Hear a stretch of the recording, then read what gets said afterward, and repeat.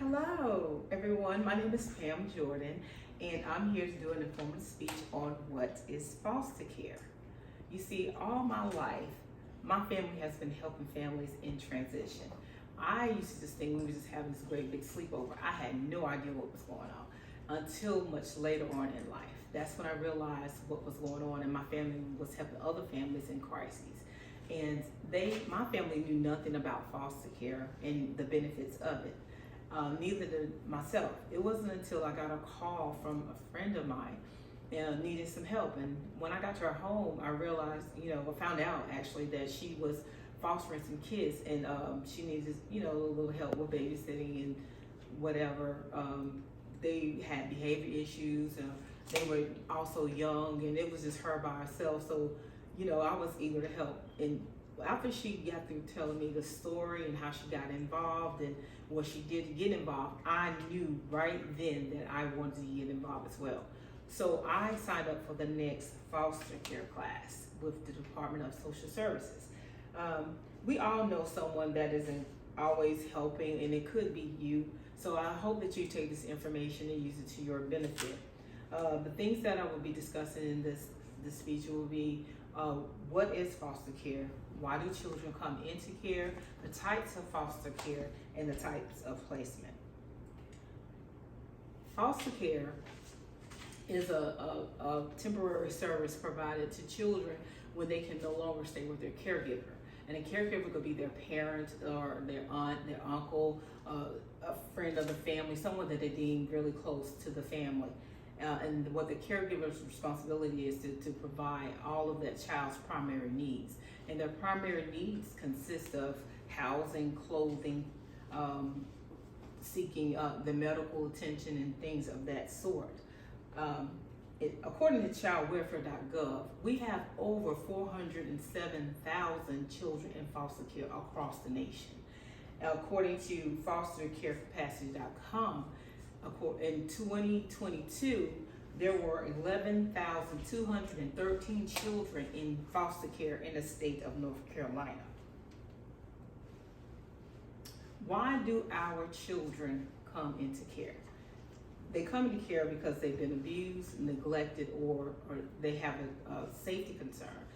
Examples of abuse could be sexual, verbal, physical, or mental.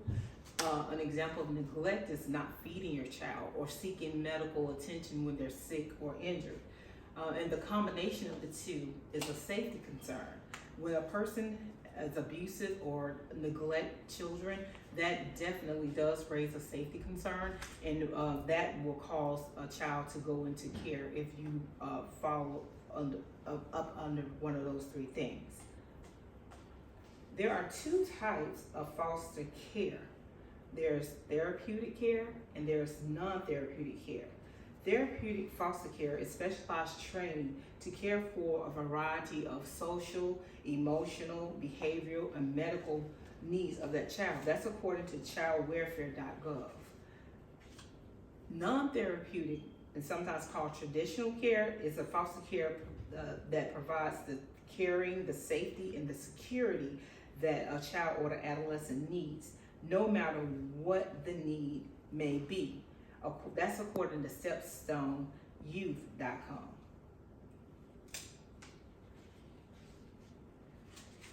We also have a couple of different placement types for foster care. We have temporary care and we have permanent care. With this, the state will take care of all of the medical needs of the child, and it will take care of child care as well. Any other benefits or services that are needed, you will have to use the state will use your personal information to obtain those other services, such as food stamps and things like that. So if you're an unlicensed kinship foster care provider, that person can be a relative, a friend of the family. And here there's no monthly stipend for an unlicensed provider, but the state still, like I said, will pay for the medical and take care of the child care. With the licensed foster care, You do have to take training for that to become licensed with the state. The name of the foster training is called TIPS-MAP, and what it stands for is Training Trauma Informed Partnership, for safety and permanency, and it's a model approach to partnership for parenting training. It requires a minimum of 30 hour training, and that license lasts for 2 years.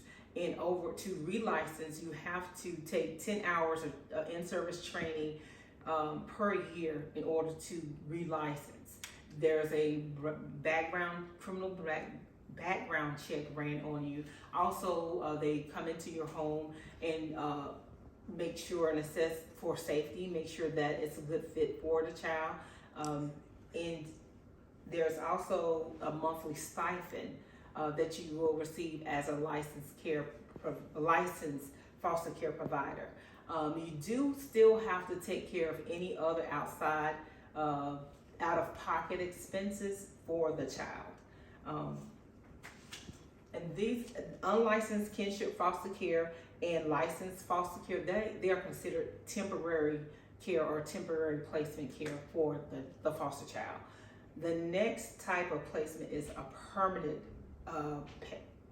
placement, and that is legal custody, guardianship, and adoption. With legal custody is considered permanent care according to the North Carolina courts.gov. With legal custody, you can transact on a child or treat the child,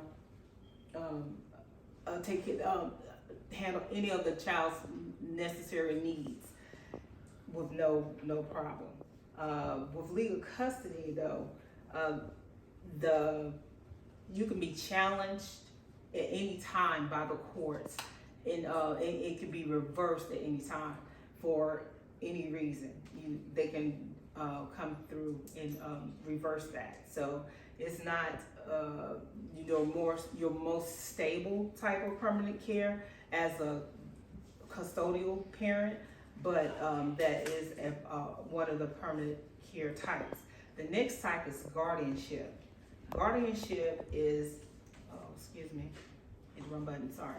Guardianship is whenever you can, it's the same, it has the same criteria for the most part for your legal custody, having legal custody, but with guardian, you can transact on everything: medical, armed forces, marriages, school, whatever the child needs. It's like that child is yours. It's not like adoption, but you still have some of the same things that you can do, like adoption, which I will go over next.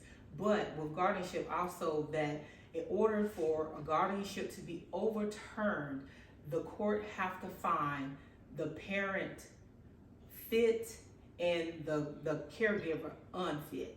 So that's the only way it can be challenged. The next one, the last one, is adoption, and that is the most stable. That's where the courts go in and terminate the rights of the parent. When they do that, it has to be a legal ground for that. You just can't go in there and terminate the parents just because. It is a process. It's not a quick process. But the main thing with foster care that I would like to really stress and should have been stressing throughout is the fact that it's not to take children away. Foster care is really designed to try to get the child back into the home of the parent.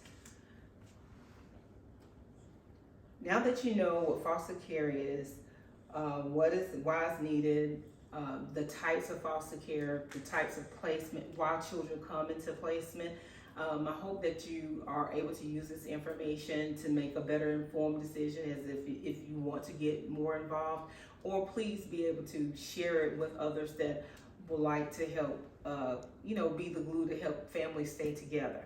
I do thank you for allowing me to speak on this topic, and I thank you for listening.